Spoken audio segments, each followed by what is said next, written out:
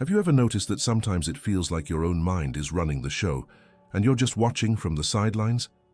A thought appears, an emotion follows, and before you even realize it, you've already reacted. Then comes that familiar question, why did I do this again? But what if there's another point inside you, silent, steady, that sees all of this happening? And what if, when that inner observer takes the lead, your entire sense of identity begins to shift? Today, we explore how the simple act of conscious observation doesn't just change your thoughts, it changes who you are. There's a strange moment that sometimes happens when you're driving alone.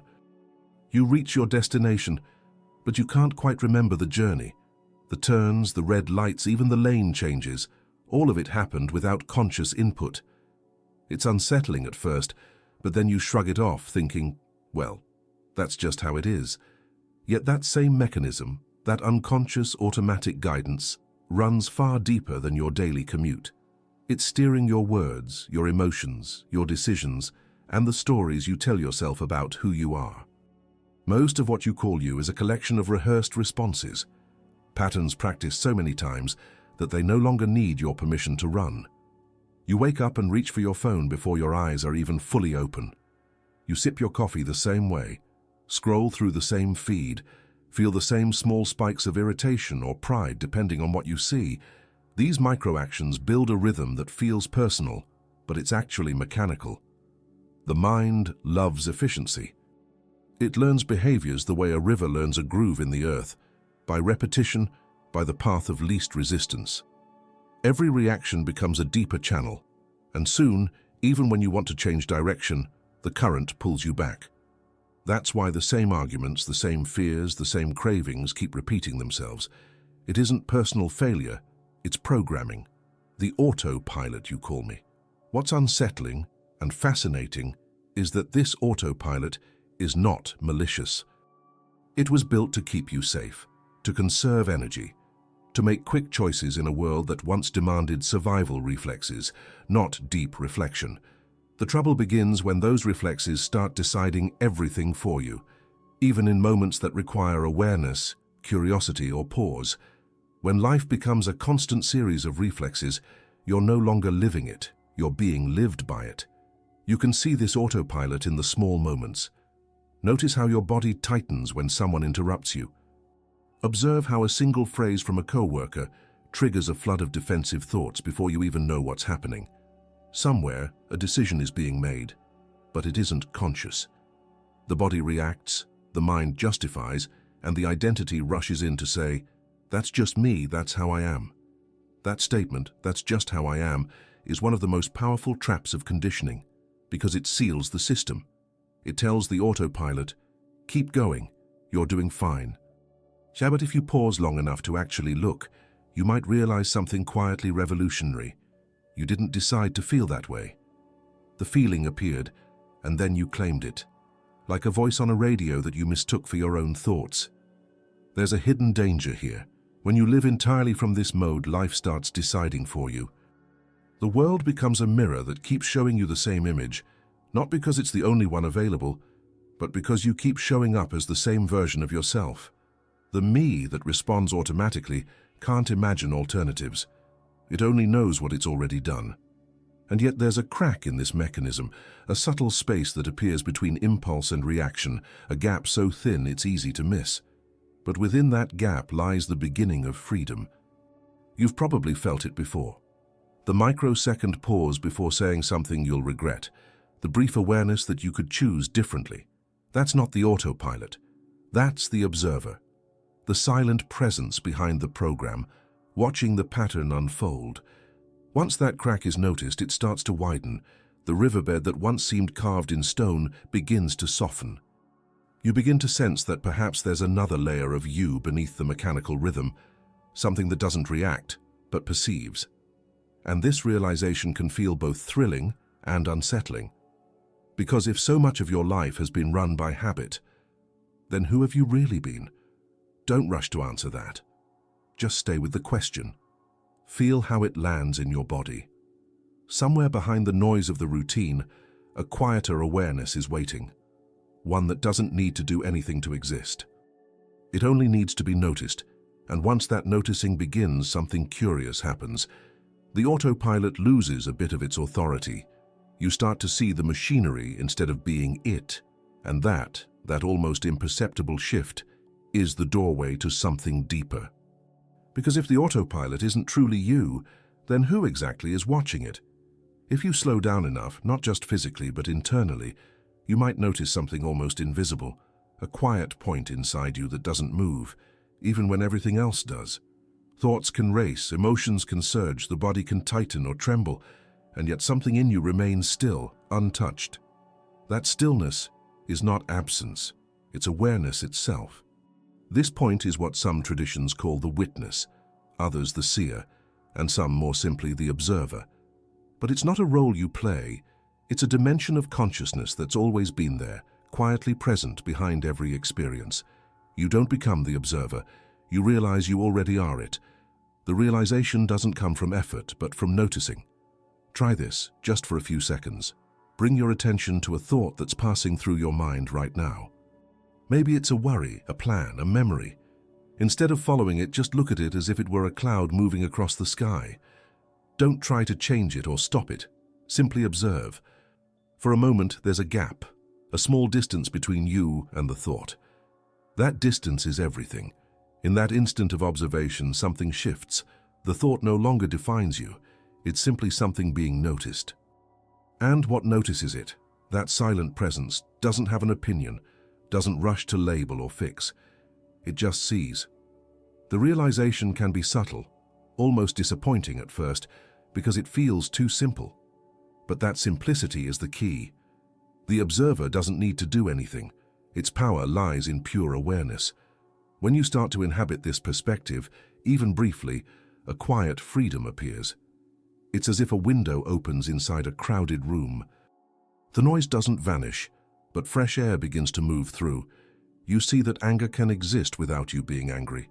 Fear can arise without you becoming fear. The emotion loses its claim over your identity, and this is the beginning of what can only be called an identity shift. Until now, you were the sum of what you felt and thought. But the moment you recognize that you can observe both, a deeper truth emerges. The observer isn't a part of the content. It's the space that holds it. It doesn't belong to the story. It's the awareness in which the story unfolds. What's even more extraordinary is that this awareness isn't cold or distant. It carries an intelligence of its own, a quiet coherence that naturally calms what it sees. When you observe a storm without resisting it, the storm begins to settle, not because you control it, but because observation itself is an act of integration. The observer doesn't fight the mind, it harmonizes it. Yet here's the paradox. As soon as you try to be the observer, you've already lost it. The mind can imitate observation. It can create a subtle watcher that's still entangled with judgment. I'm doing this right. I'm not calm enough. I should be more detached. That's still the ego wearing a new costume. The true observer has no agenda, no desire to succeed. It's the awareness that remains when all effort stops. This is why silence, not outer silence but inner quiet, becomes so valuable. When you stop chasing, stop performing, stop fixing yourself for a moment, the observer comes into focus naturally. It's not a technique, but a remembering. You begin to sense that behind the constant motion of thought, something steady is holding everything in place. That something is you, before the word you was ever learned. As this recognition deepens, life starts to feel subtly different. The gap between reaction and awareness widens. You start to notice your own mind like you'd notice weather patterns, not as judgments, but as phenomena that come and go. You might even catch yourself mid-thought and smile, not because you solved anything, but because you saw it happening in real time. And each time that happens, the observer grows stronger, not by force, but by familiarity. Like eyes adjusting to darkness, awareness becomes clearer the longer you rest in it. The chaos of thoughts doesn't disappear, it just stops being mistaken for the whole sky. Still, this realization is only the beginning, because once you've tasted that silent point, the next question inevitably arises. Why do I keep losing it? Why does the pull of old patterns and emotions still feel so strong, even when I know I am not them? That question, the tension between seeing and identifying, is where the next challenge begins. The mind doesn't like being observed for long. It wants attention back. It wants to be you again. And that's where the most subtle trap waits, and the trap of identification. The moment you begin to recognize the silent observer within you, something liberating happens. But right alongside it, a subtle danger appears. The danger is not external, it's not someone else trying to pull you off your path. It's the magnetic pull of identification, the deeply ingrained reflex to mistake what you experience for who you are. Every emotion, every thought, every sensation that passes through you carries a kind of gravity. Anger pulls you into its orbit and says, "You are me." Fear whispers, "You can't survive without me." Pride tells you, "You are what others think you are." The identification is immediate, automatic. You don't notice it happening. You only realize it once you're already inside the storm. This is why suffering feels so personal. You don't suffer because of the event itself. You suffer because of the way you claim ownership of it. The thought, "They disrespected me," becomes "I am disrespected." The emotion, "I feel afraid," becomes "I am fear." The difference is only a few words, but that shift from feeling to being is what locks you inside the experience. The mind has an ancient habit of turning movement into identity. When something arises inside you, it immediately wants to name it, store it, define it. That naming process creates the illusion of solidity. This is who I am. This is how life treats me. This is my story. And once that story is established, everything you perceive begins to serve it. You don't see reality anymore. You see confirmation. That's the trap. Identification narrows perception until you're no longer observing life. You're defending an image of yourself. Every interaction becomes a subtle negotiation to keep that image intact. The smallest challenge, a disagreement, a mistake, a failure, threatens it. And suddenly you're no longer responding to the present moment. You're reacting to protect an identity that was never real in the first place. If you look closely, you'll see this mechanism at work in everyday situations. Imagine someone cuts you off in traffic. The body reacts, tension in the chest, heat in the face.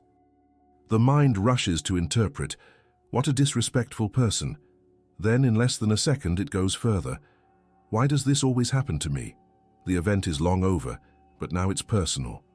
You've become the offended one, the victim of a stranger's carelessness, and the story of me grows a little stronger. Here's the paradox. The more tightly you hold on to identity, the more fragile it becomes. Because identity, by its nature, depends on contrast, on something to define itself against. You can't be the strong one without imagining weakness. You can't be the successful one without comparing yourself to failure. You can't be the spiritual one without subtly measuring others as less aware. The ego's existence depends on division. And yet, somewhere beneath all that noise, the observer still watches. It doesn't choose sides. It doesn't care whether you look wise or foolish. It simply notices. The observer is the part of you that can recognize, "Ah, I've been caught again."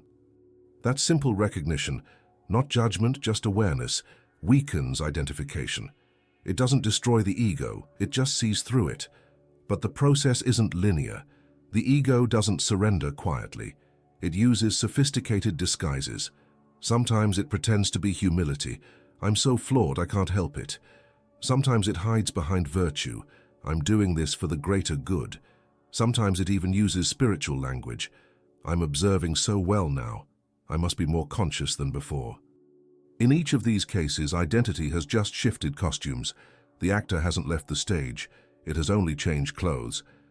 The deeper danger comes when identification becomes so subtle that it feels like authenticity. You might say, "This is just my truth," when in reality it's a conditioned pattern speaking. You might defend your limitations because they've become familiar, comfortable, even safe. The ego would rather suffer predictably than dissolve into uncertainty. But that dissolution, that uncomfortable moment when your story starts to crack, is precisely where the next shift begins. When you can hold an emotion without fusing with it, when you can say, "There is sadness here," Instead of "I am sad," the observer starts to take the lead. The me that once demanded to be the center begins to loosen its grip.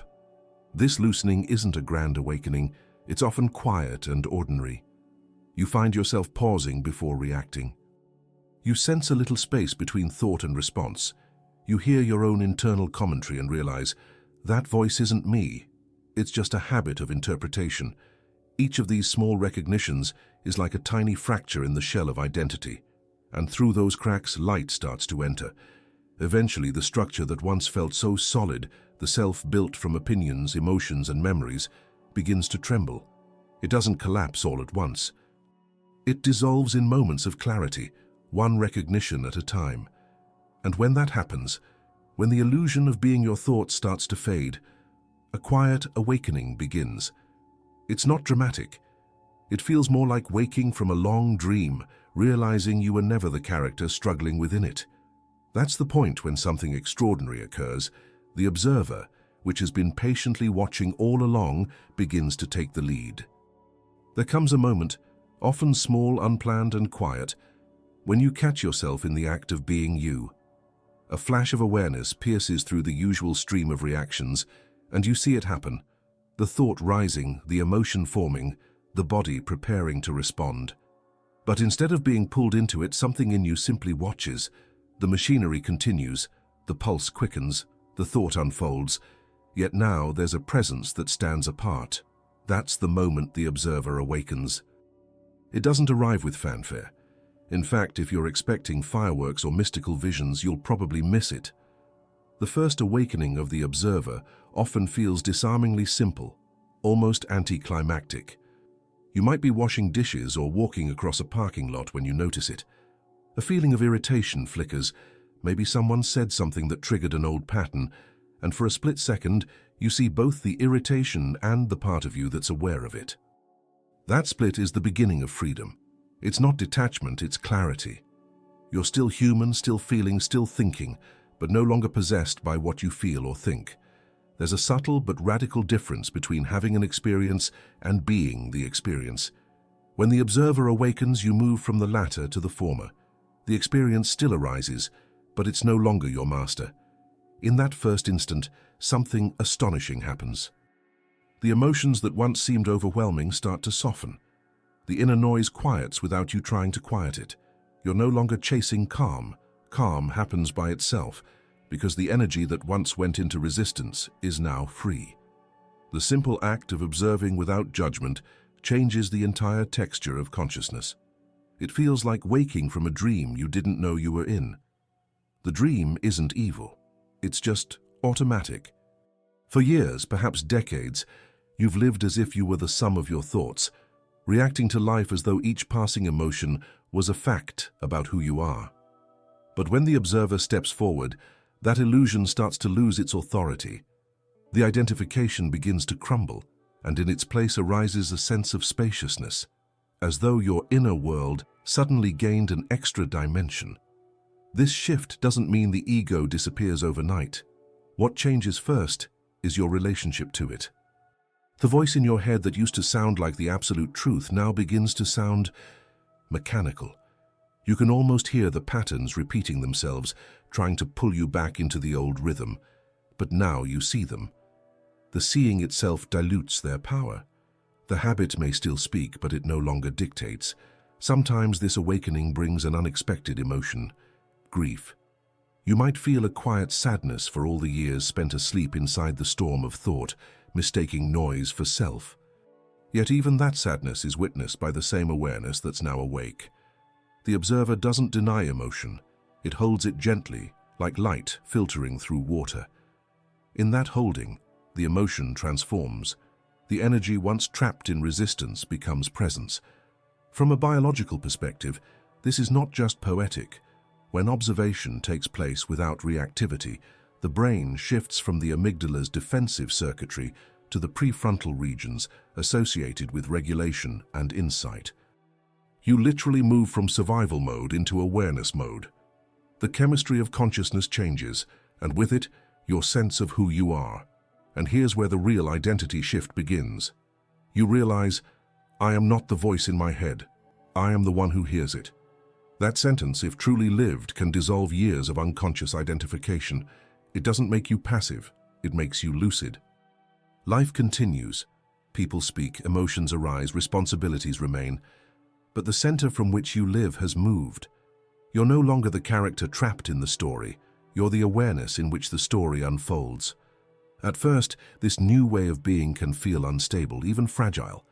You glimpse the observer clearly, then lose it just as quickly. Old habits pull you back, the ego whispers in familiar tones, and the mind reclaims the stage. But something has already changed. Now you know there's another vantage point. You've tasted consciousness free of identification, and once that taste happens, it can't be forgotten. Even when you fall back into old patterns, the observer remains quietly aware in the background, waiting for your attention to return. This is the first identity shift, subtle, invisible to others, but monumental in effect.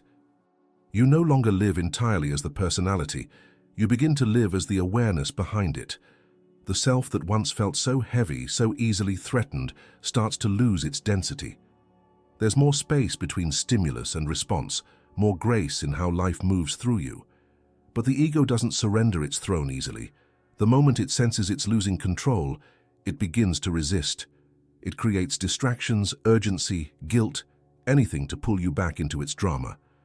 And as awareness grows stronger, its counterattack becomes more refined, more seductive. The very next movement, after the awakening of the observer, is the ego's retaliation, the silent struggle to reclaim the lead. The moment the observer begins to take the lead, the ego feels it, like a dethroned king sensing rebellion in the court. It doesn't vanish quietly. It gathers its forces, not with noise and spectacle, but with subtlety. The ego knows every corner of your mind, every button it can press to draw you back into identification. And so it begins its counterattack, not to destroy you, but to survive. At first, it might come dressed as confusion. You start to doubt what you experienced when awareness first opened. You think, maybe I imagined it. Maybe this observer thing isn't real. That's the ego planting fog over the clarity you glimpsed. Because if you question the observer long enough, you'll stop being the observer and return to being the thinker, the role it knows how to play best. Then it shifts tactics. It creates drama. Small inconveniences suddenly feel enormous. You spill your coffee, and it's not just an accident, it's a bad day. Someone disagrees with you, and instead of a simple difference in opinion, it becomes a personal insult. The ego thrives on magnification because emotional intensity feeds it. Each time you react, it reclaims a bit of territory. It knows that presence and drama can't coexist for long. One always displaces the other. When that fails, it reaches for guilt. The voice in your head begins whispering, "You should be more aware. You're not evolving fast enough." Notice how clever that is. The ego uses the very language of spirituality to sustain itself.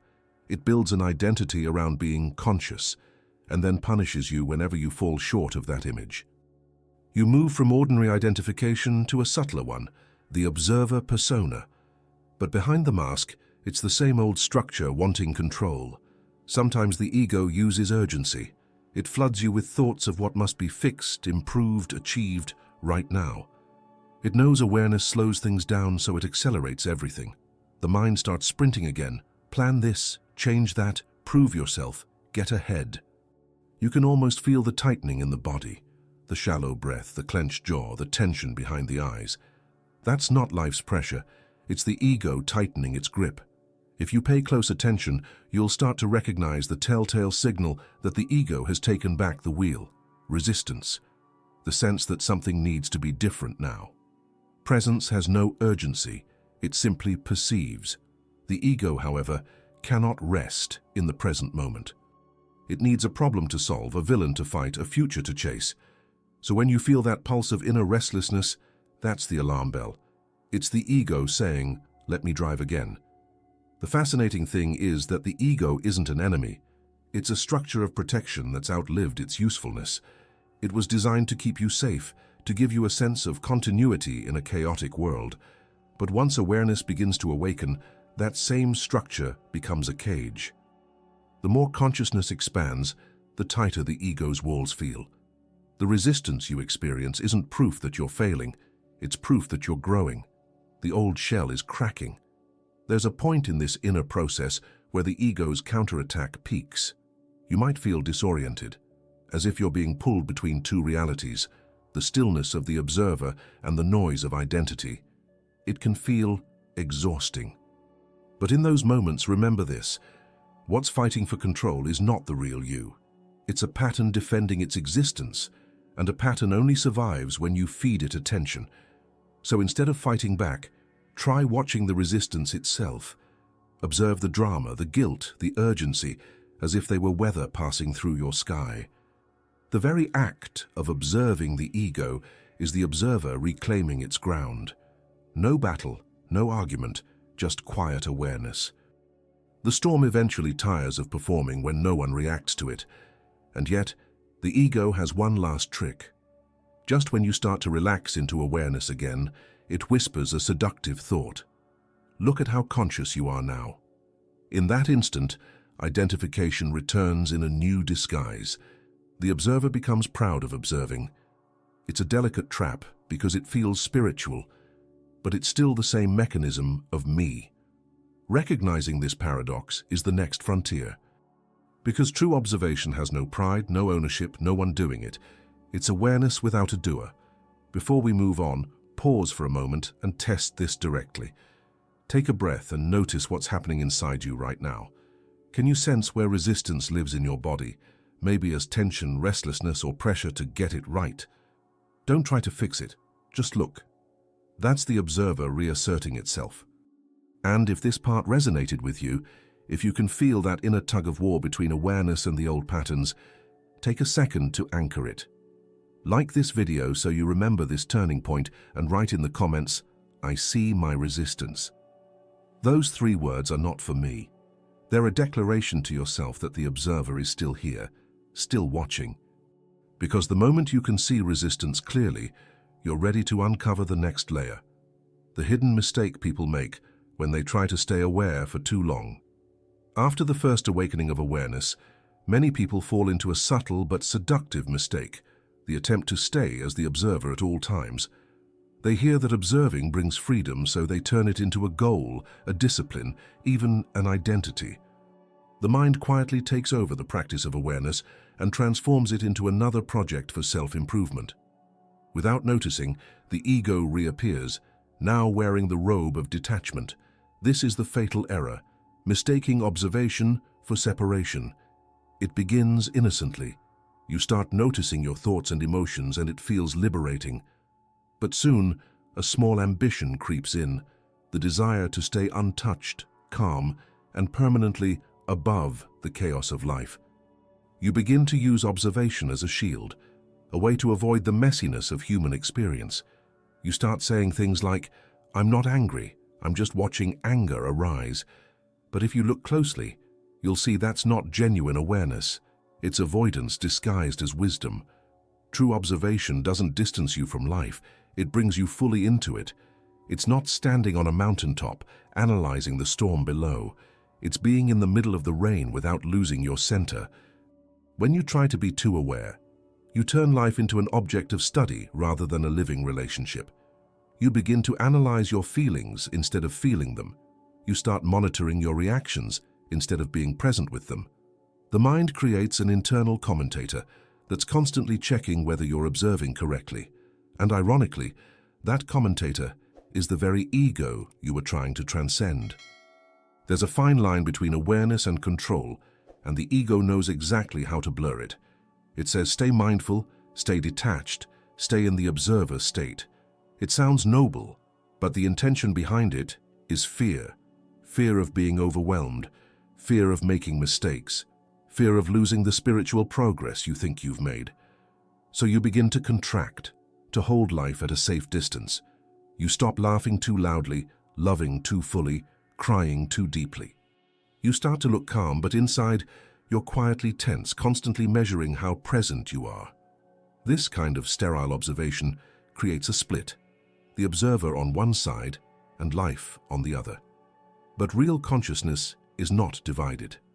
When the observer is genuine, there's no someone watching. There's just awareness, seamless, alive, participating in every sensation without clinging to any of them. You feel sadness without being swallowed by it, joy without trying to keep it. Observation at its purest is intimacy, not detachment. Think of a musician so immersed in playing that they're completely aware, yet not self-conscious. The music flows through them.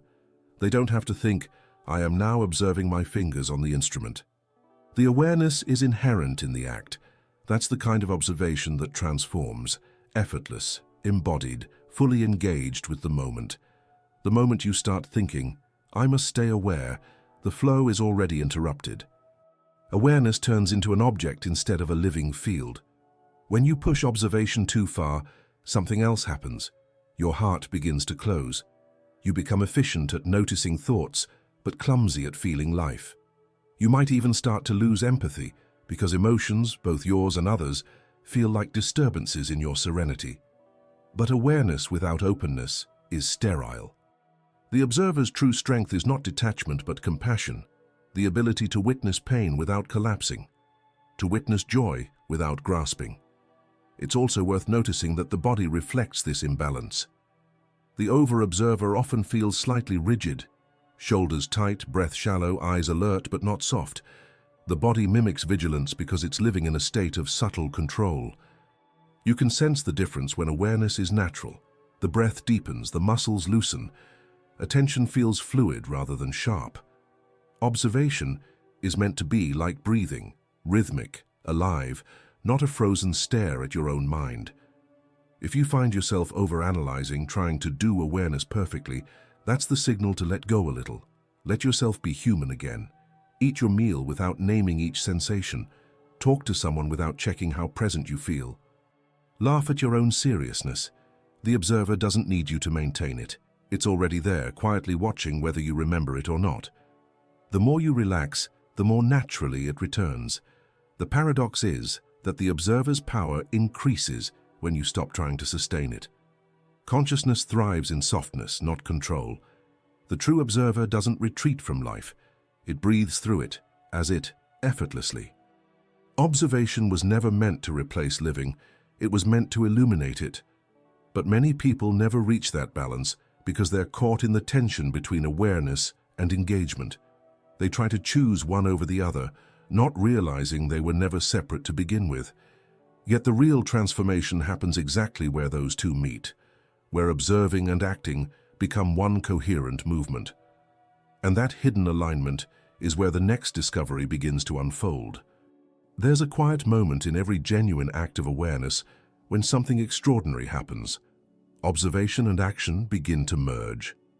The split between the one who sees and the one who does starts to dissolve, and what remains is a kind of effortless coherence, a natural intelligence expressing itself through movement. It's not that you stop acting, it's that your actions no longer emerge from reaction, defense, or habit.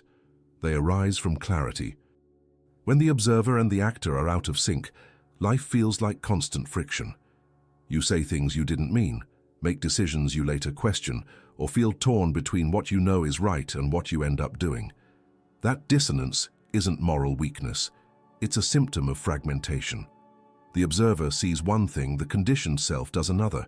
There's delay, distortion, confusion. But when the two align, the energy that was once spent in conflict becomes available as presence. This alignment doesn't happen through control. It happens through surrender. The moment you stop trying to manage yourself, to be perfect, to appear wise, to perform consciousness, something deeper takes over. The observer, once silent in the background, begins to guide movement directly.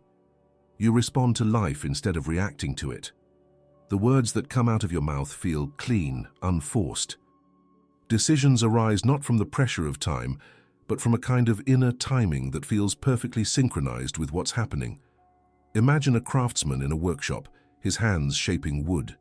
He isn't calculating every movement, yet nothing is random. Awareness and action are one continuous flow, perception guiding precision. He doesn't say, "Now I will observe myself sanding this surface." He simply sees, feels, adjusts, and moves. That's what alignment looks like when lived. The observer isn't a spectator, it's the intelligence operating through the act. This is why true observation never leads to passivity. Some people fear that being aware will make them detached, like standing back while life unfolds without participation.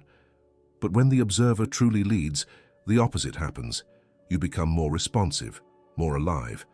There's a quiet authority in your gestures, a sense of timing that doesn't come from thought, but from attunement. You begin to act from understanding rather than impulse. The difference is tangible. Reaction feels tight, fast, and narrow, like being pushed by invisible hands. Aligned action feels open, grounded, precise. It doesn't mean you always know what to do. It means that whatever you do emerges from presence, not panic.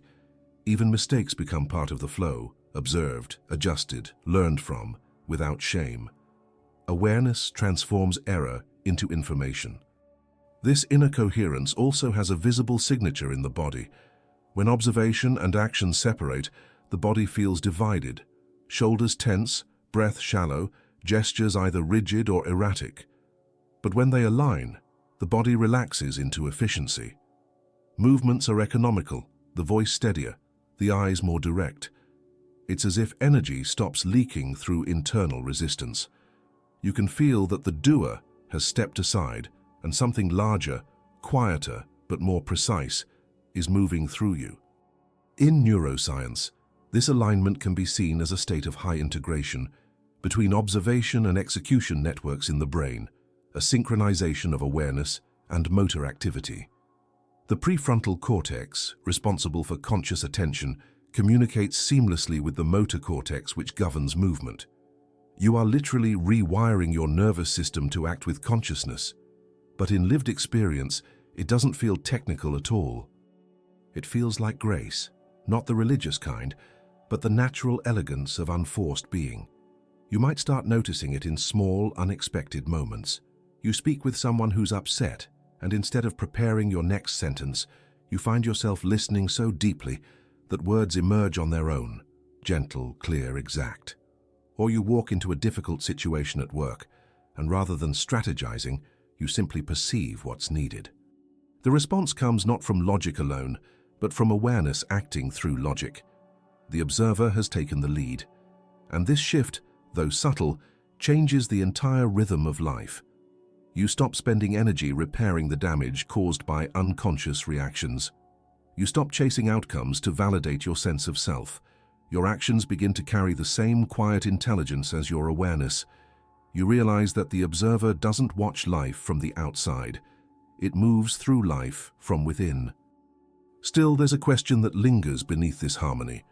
What is actually happening inside the brain and body when awareness leads? How does simple observation produce such a measurable shift in clarity and emotional regulation? Science has begun to uncover the biological patterns behind this alignment, the neural imprint of conscious observation itself. And what those discoveries reveal is that this isn't just philosophy. The observer literally changes the machinery of your mind. When you begin to observe consciously, something profound yet measurable happens inside the brain. What feels like a quiet inner shift is, in fact, a complex biological reorganization, a rebalancing between ancient survival mechanisms and higher centers of awareness. Conscious observation doesn't just feel different, it functions differently. The very act of noticing changes the machinery that notices. In the most practical terms, every moment of observation begins as a signal. When you observe a thought or emotion without reacting, neural pathways that were once bound to reactivity begin to weaken. The amygdala, the small almond-shaped region in the brain responsible for fear, fight, and flight, starts to quiet. It no longer fires at every perceived threat or discomfort. Instead, blood flow increases toward the prefrontal cortex, the area that governs reflection, regulation, and deliberate decision-making. This shift marks the transition from survival mode to awareness mode. Over time, this reorganization becomes physical. Brain imaging studies show that mindfulness and conscious attention literally reshape neural density. The prefrontal cortex thickens, the amygdala shrinks, and the communication between these regions becomes more efficient. You're not just having calmer thoughts. Your brain is learning calm as a skill. It's as if conscious observation rewrites the operating system of your nervous system, line by line. But the science only explains half of it. The subjective experience, the felt sense of this change, is where the real transformation is lived. You begin to notice that emotions still arise, but their grip weakens. Anger no longer hijacks your whole body. Anxiety still visits, but doesn't linger.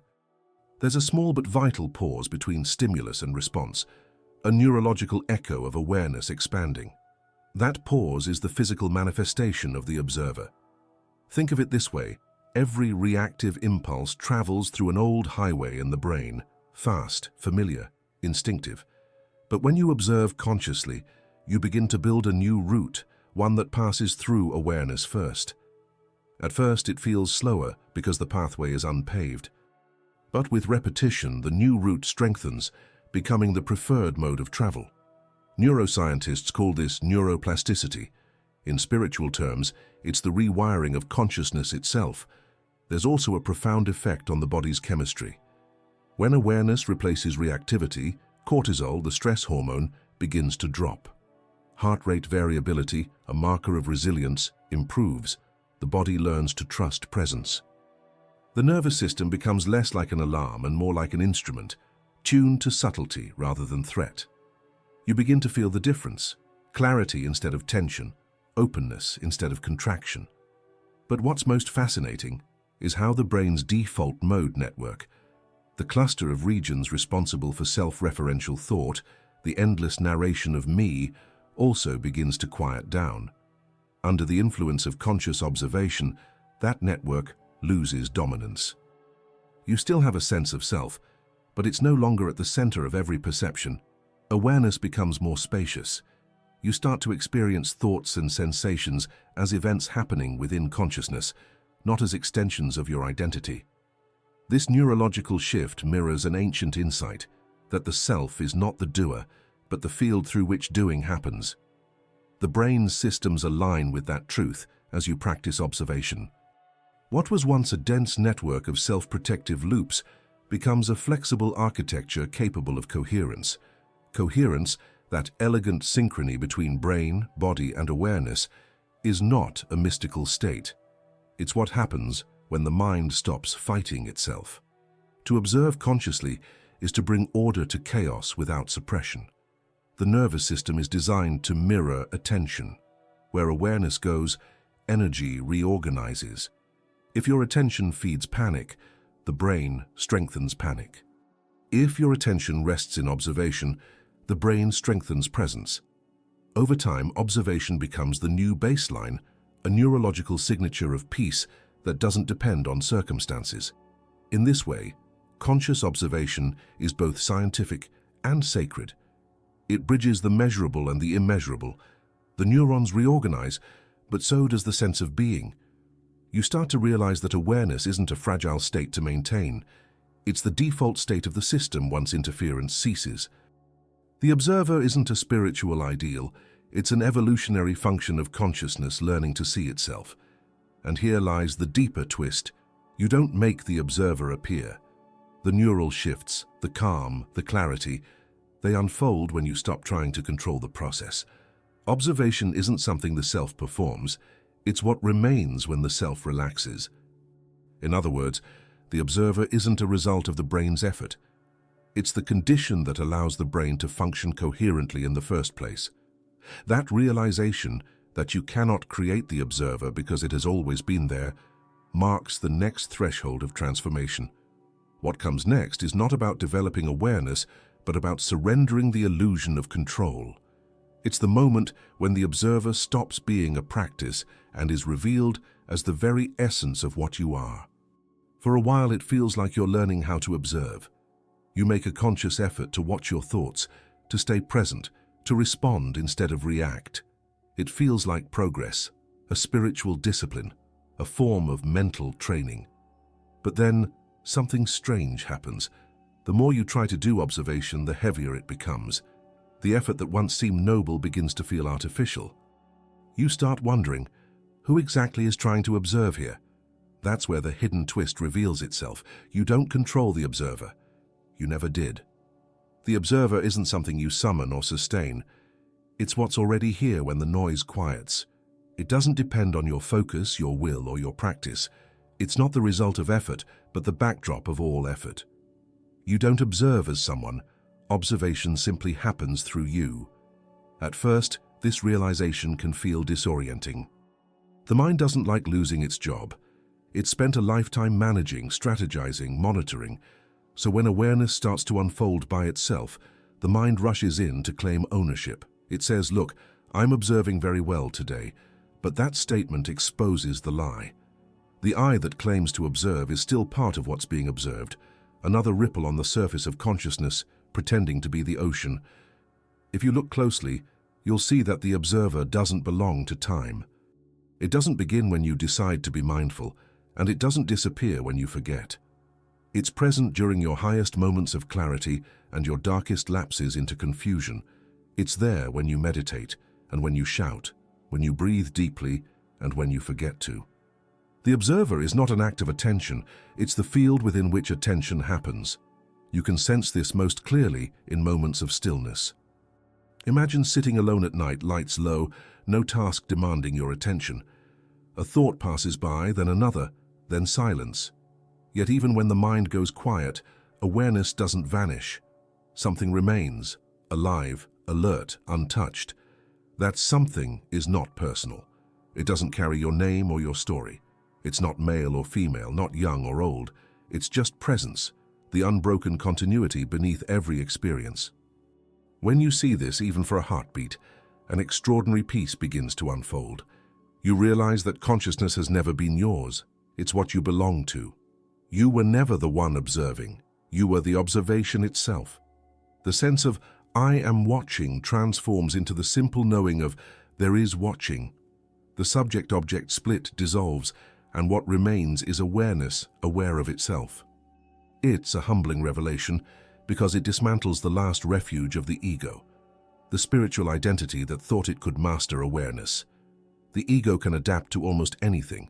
It can wear humility, discipline, even compassion as masks. But it cannot coexist with the truth that awareness is not owned. Once that realization lands, the illusion of control begins to crumble. What takes its place is not passivity, but a kind of effortless flow, action without an actor. This is what many mystics meant by surrender. Though it has nothing to do with giving up or withdrawing from life, it's the end of resistance. Life acts through you as naturally as breath moves through lungs. You're no longer performing awareness, you're living as awareness. The boundaries between inner and outer blur. Decisions arise not as choices, but as responses from the whole. And yet, this awakening can feel strange at first. The mind, trained to seek reference points, tries to name the experience. Is this enlightenment? Is this detachment? But every attempt to define it pulls you back into identification. The truth of the observer cannot be grasped because it's not an object. It's the space in which grasping occurs. The moment you think you have it, you're already one step removed from it. To live this realization is to enter a quieter rhythm. You stop chasing awareness and start trusting it. You stop trying to stay in the observer and begin to notice that you've never actually left it. The observer isn't a place you visit. It's what you've always been, even when you were lost in the story of me. But as this truth deepens, another shift begins to occur, not within consciousness itself, but in how life unfolds through it. When the observer fully takes the lead, when life is lived from that space of non-doing, something irreversible happens. The old identity loses all authority. The person you thought you were no longer runs the show, and yet life doesn't collapse, it expands. That's the point of no return, the moment when observation and existence become one seamless movement and living itself turns into a conscious act of being. There comes a point in this journey where something quiet but irreversible happens. It's not dramatic, and no one around you would notice. You wake up one day, look around, and realize the center from which you used to live is gone. The character, the one who chased, feared, defended, and compared, has lost its throne. The story continues, but the storyteller has stepped out of the narrative. You are no longer the person who tries to be aware. You are the awareness through which the person moves. That's the point of no return. This shift doesn't make life easier in the conventional sense. It doesn't erase challenges, losses, or emotions. They still appear, but their meaning changes. When something painful happens, the observer doesn't interpret it as punishment or misfortune. It simply sees, this is what's arising now. There's no need to assign blame, no urge to escape, no internal resistance to what is. Paradoxically, this doesn't make you indifferent. It makes you deeply intimate with life. When you no longer cling to experience, you can finally feel it fully. To live as the observer is to exist without armor. There's no constant defending of opinions, no need to prove worth, no frantic search for validation. You still speak, act, and choose, but you do so from clarity, not compulsion. The ego once lived like a constant commentary track, narrating everything that happened. Now that commentary fades into the background. Silence, not the absence of sound, but the absence of interference, becomes the natural state. From the outside, nothing special seems to have changed. You still work, eat, interact, laugh, but from within the texture of experience is completely different. Life feels transparent, lighter, as if each moment passes through you rather than sticking to you. A thought comes, you notice it, and it goes. A strong emotion rises, you feel it fully, and it dissolves. There's no residue, existence flows without friction. Sometimes this can feel like living in two dimensions at once, the surface where events unfold, and the depth where stillness watches it all.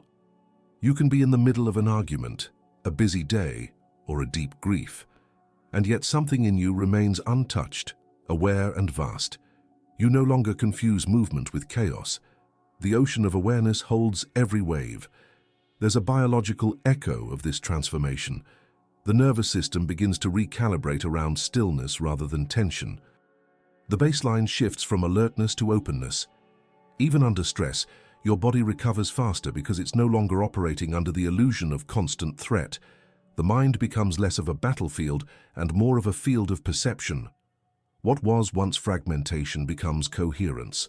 Living as the observer literally changes how your physiology organizes experience. At this stage, identity becomes fluid. You can play roles, parent, leader, friend, artist, without becoming trapped by them. You step into each role fully, and then release it without residue. Life feels like a series of improvisations guided by intelligence rather than effort. Decisions come not from overthinking, but from direct knowing. The observer doesn't need to plan, it moves in harmony with what unfolds. There's also an unexpected warmth in this state, a natural compassion that doesn't need to be cultivated, because you see that everyone, including yourself, is caught in their own play of identification. The observer recognizes itself behind every pair of eyes. Judgments lose their sharpness. Forgiveness happens not as a moral act, but as an obvious expression of understanding. How can awareness hate its own reflections? What disappears in this stage is not personality but attachment. You still have preferences, humor, quirks, opinions, but none of them define you. You can express them freely because they're not who you are. Life becomes spontaneous, not strategic. Even mistakes are met with gentleness, because you see that the observer never errs. Only the character does, and that's part of its learning. And yet, this state isn't static. It's not the end of a journey, but the end of seeking. Once you've crossed the threshold into living as the observer, the idea of attaining anything dissolves. There's nowhere left to go, because you're already where life happens. The search for meaning transforms into the experience of being meaning itself. Still, the story of human life continues, with its beauty, its unpredictability, its cycles of birth and decay. Awareness doesn't remove you from it. It allows you to live it fully without drowning in it. You become both participant and witness, movement and stillness, sound and silence, one continuous field of perception expressing itself through form. And in that field, one truth becomes unshakable. Life was never something happening to you. It has always been happening as you. The observer and the observed are not two sides of existence. They are the same movement finally seen as one. When the observer takes the lead, the old identity no longer rules. Life doesn't need to be controlled or defended. It unfolds through you with a quiet intelligence of its own. You stop being the character struggling inside the story and return to being the awareness writing it. That single shift changes everything: how you think, how you act, how reality responds. Every moment becomes an invitation to live consciously, not by trying to be aware, but by remembering that awareness was never lost. The world you see outside begins to mirror the stillness inside. If you made it here, write in the comments, "I am the awareness behind it all." It lets me know you stayed until the end and fully present. And if this message resonated with you, watch one of the videos appearing on your screen right now. Each one goes deeper into this same space of consciousness, where observation becomes creation and life itself becomes your practice.